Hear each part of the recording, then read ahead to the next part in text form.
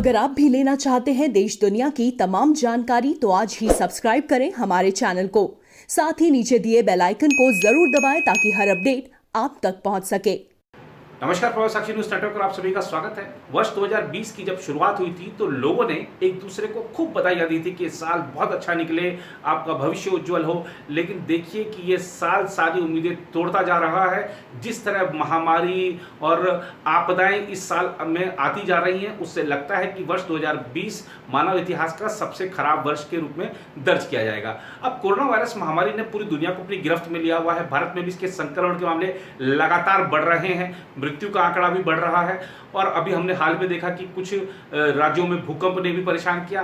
और अब आप आज देखिए कि जो आकाशीय बिजली गिरने से, आंधी और तूफान से बिहार और पूर्वी उत्तर प्रदेश में किस कदर तबाही मची है। उत्तर प्रदेश में 24 लोगों की आकाशीय बिजली गिरने से मृत्यु हुई है। बिहार में 85 लोगों की मृत्यु हो गई है आकाशीय बिजली गिरने से, आंधी से, तूफान से। और अभी तो ये जो खबरें हैं, ये शुरुआती खबरें हैं। आप देखिए कि जिला प्रशासन जब गांवों तक पहुंचेगा, सारी चीजें जब वहां पर राहत पहुंचाई जाएगी तो और भी चीजें निकल कर आ सकती हैं। मृत्यु का आंकड़ा बढ़ भी सकता है। कितनी दुखदायी घटना है। प्रकृति, कुदरत क्यों इतना कहर ढाती जा रही है, क्यों रहम नहीं कर रही। मानवता को इतना नुकसान पहले ही हो चुका है और नुकसान ना पहुंचाए कुदरत, यही कुदरत से प्रार्थना है। और प्रधानमंत्री नरेंद्र मोदी ने भी, बिहार के मुख्यमंत्री नीतीश कुमार ने भी दुख जताया है और प्रशासन को निर्देश दिए हैं कि राहत कार्यों को जल्द से जल्द किया जाए और लोग जो घायल हैं उनका इलाज की जो पूरी समुचित व्यवस्था की जाए।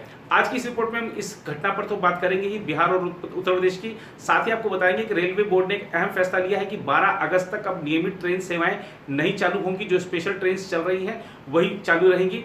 इसके अलावा आज विदेश मंत्रालय ने बताया है कि किस तरह से चीन एक तरफ तो बात करता है, दूसरी तरफ अपनी युद्धक सामग्री और अपनी जो सैनिकों की तैनाती वहां पर LAC पर बढ़ा रहा है। तो चीन को आज पूरी तरह से बेनकाब कर दिया है विदेश मंत्रालय ने। साथ ही आपको बताएंगे कि काला धन, जो कि भारत में बहुत बड़ा मुद्दा है, अब आप देखिए कि सरकार के जो नियंत्रित प्रयास हैं वो रंग ला रहे हैं। स्विट्जरलैंड, एक समय स्विस बैंक सब करते थे, लेकिन देखिए स्विट्जरलैंड में भारतीयों की जो और से जमा किए जाने वाला धन है उसमें बहुत बड़ी गिरावट आई है। इस पर भी बातचीत करेंगे। शुरुआत करते हैं बिहार और उत्तर प्रदेश में जो तबाही हुई है उस खबर से।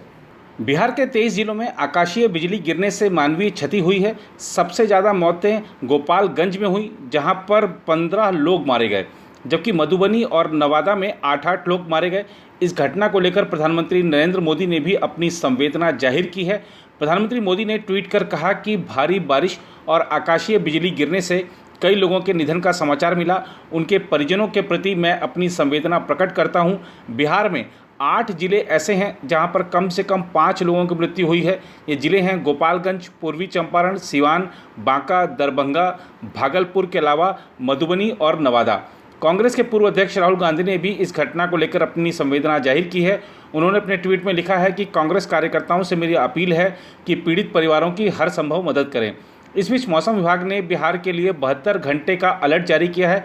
मौसम विभाग में बिहार में अगले 72 घंटे में भारी बारिश होने को लेकर अलर्ट जारी किया।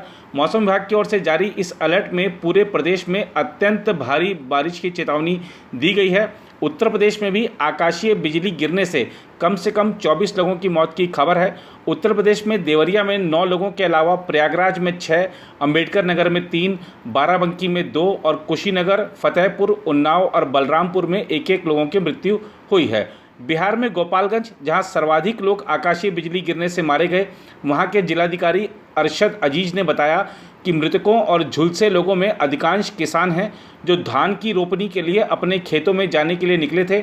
मृतकों में 4 महिलाएं और 11 किसान शामिल हैं। उन्होंने बताया कि झुलसे लोगों को इलाज के लिए जिला सदर अस्पताल में भर्ती कराया गया है।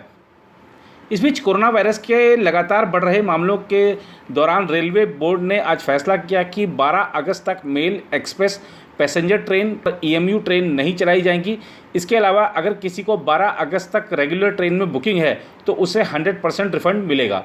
इससे पहले 13 मई के अपने आदेश में रेलवे बोर्ड ने कहा था कि 30 जून तक रेगुलर ट्रेन की बुकिंग कैंसिल की जा रही है और इसमें यात्रियों को पूरा रिफंड मिलेगा।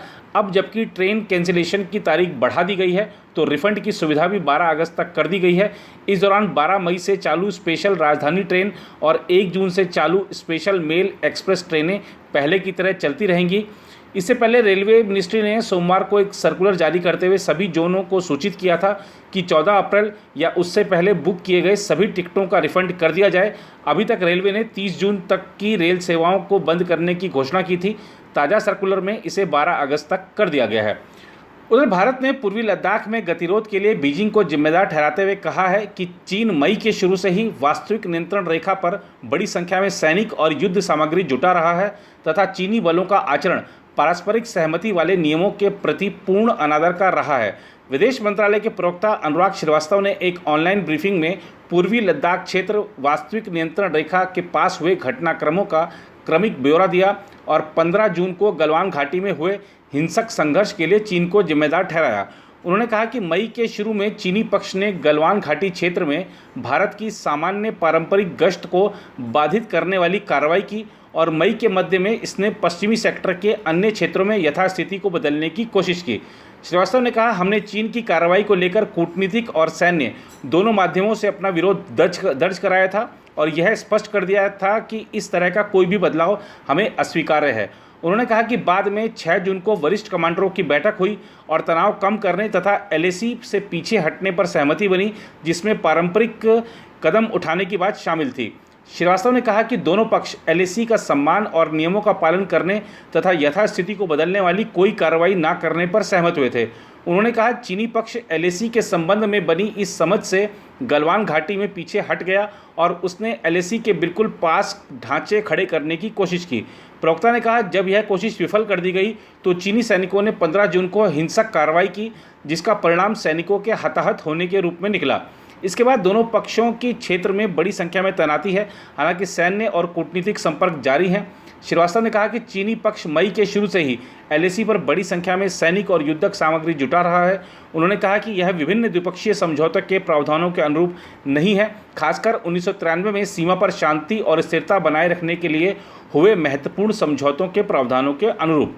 विदेश मंत्रालय के प्रवक्ता ने कहा, स्पष्ट तौर पर भारत को भी जवाबी तैनाती करनी पड़ी और उसके बाद से तनाव स्वतः ही दिख रहा है। उधर उच्चतम न्यायालय को गुरुवार को सूचित किया गया कि कोविड-19 महामारी के मद्देनजर CBSE और ICSE बोर्ड की जुलाई महीने में प्रस्तावित 10वीं और 12वीं कक्षाओं की शेष परीक्षाएं रद्द कर दी गई हैं। ये परीक्षाएं जुलाई महीने में आयोजित करने का कार्यक्रम था। CBSE बोर्ड के 12वीं कक्षा के पास बाद में परीक्षा देने या फिर पिछली 3 आंतरिक परीक्षाओं में प्रदर्शन के आधार पर मूल्यांकन का रास्ता चुनने का विकल्प उपलब्ध रहेगा, परंतु 10वीं कक्षा के छात्रों के लिए पुनः परीक्षा का विकल्प नहीं होगा। हालांकि ICSE बोर्ड के 10वीं और 12वीं कक्षा के छात्रों के पास दोबारा परीक्षा का विकल्प उपलब्ध नहीं होगा। न्यायमूर्ति AM कानविलकर, न्यायमूर्ति दिनेश माहेश्वरी और न्यायमूर्ति संजीव खन्ना की पीठ ने वीडियो कॉन्फ्रेंसिंग के माध्यम से सुनवाई के दौरान केंद्र और CBSE बोर्ड की ओर से सॉलिसिटर जनरल तुषार मेहता के इस कथन का संज्ञान लिया कि 1 से 15 जुलाई के दौरान होने वाली 10वीं और 12वीं कक्षा की परीक्षाएं रद्द कर दी गई हैं। मेहता ने पीठ को सूचित किया कि 12वीं कक्षा के छात्रों के पिछली परीक्षाओं में प्रदर्शन के आधार पर उनका आकलन करने की एक योजना तैयार की गई है। पीठ ने अपने आदेश में कहा, CBSE और केंद्र के अधिवक्ता ने संक्षिप्त हलफनामा पेश किया। इन मामलों को कल 26 जून को सवेरे 10:30 बजे उचित आदेश के लिए सूचीबद्ध किया जाए।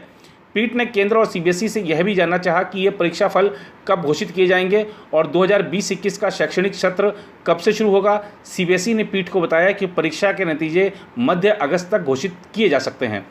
उधर स्विस बैंकों और उसकी भारतीय शाखाओं में भारत के लोगों और कंपनियों का जमा धन 2019 में 6% घटकर 89.9 करोड़ स्विस फ्रैंक यानी 6,625 करोड़ रुपए रह गया। स्विट्जरलैंड के केंद्रीय बैंक SNB के बृहस्पतिवार को जारी सालाना आंकड़ों से यह पता चला है। यह लगातार दूसरा साल है जब स्विस बैंकों में भारतीयों के जमा धन कम हुए हैं। स्विस नेशनल बैंक यानी SNB ने 1987 से आंकड़ों का संग्रह शुरू किया, तब से यह 3 दशक से भी अधिक समय में तीसरे सबसे न्यूनतम स्तर पर पहुंच गया। SNB के अनुसार 2019 के अंत में स्विस बैंकों के ऊपर भारतीयों की कुल 89.946 करोड़ स्विस फ्रैंक की देनदारी थी। इसमें 55 करोड़ स्विस फ्रैंक यानी 4,000 करोड़ रुपए से अधिक, ग्राहकों के जमा 8.8 करोड़ स्विस फ्रैंक यानी 650 करोड़ रुपए दूसरे बैंकों के जरिए जमा तथा 25.4 करोड़ स्विस फ्रैंक यानी 1900 करोड़ रुपए अन्य राशि प्रतिभूतियों और अन्य वित्तीय उत्पादों के रूप में है। इसके अलावा 74 लाख स्विस फ्रैंक यानी 50 करोड़ रुपए ट्रस्ट के जरिए जमा है। इन सभी चारों श्रेणी में जमा में गिरावट दर्ज की गई। अब पाकिस्तान के प्रधानमंत्री इमरान खान, देखिए पाकिस्तान के जवान पर उसके मन में क्या है वो आ जाता है, दुनिया को भले ही दिखाए लेकिन उसके मन में क्या है वो चीज़ें स्पष्ट हो जाती हैं बार बार। भारत ये चीज़ बार बार दुनिया को कहता रहा है, लेकिन जब कभी दुनिया मानती नहीं है तो पाकिस्तान खुद ही स्वीकार कर लेता है। आज पाकिस्तान के प्रधानमंत्री इमरान खान ने संसद में जो स्वीकारोक्ति की है उसको पूरी दुनिया को देखना चाहिए, ध्यान करना चाहिए, उसको कहीं नोट कर लेना चाहिए, लगा देना चाहिए कि लिख कर कि पाकिस्तान के प्रधानमंत्री का ये बयान है और यही वहाँ का आधिकारिक बयान है और यही वहाँ की आधिकारिक नीति है। पाकिस्तान के प्रधानमंत्री इमरान खान ने आज ओसामा बिन लादेन जो कि 9/11 का दोषी है, जी हाँ, उस ओसामा बिन लादेन को जो कि अंतर्राष्ट्रीय आतंकवादी था उसको शहीद का दर्जा दिया और कहा कि वो ओसामा बिन लादेन एक शहीद था। और ये भी कहा इमरान खान ने कि पाकिस्तान ने आतंकवाद के खिलाफ लड़ाई में अमेरिका का जो साथ दिया है उसे लेकर पाकिस्तान को बहुत शर्मिंदगी उठानी पड़ी है। तो अब आप देखिए ये चीज़ साफ कर दी है पाकिस्तान के प्रधानमंत्री इमरान खान ने। अब कोई शको शुबा किसी को होना नहीं चाहिए। जो लोग पाकिस्तान के साथ खड़े होते हैं और उसकी बड़ाई करते हैं उनकी भी आंखें खुल जानी चाहिए।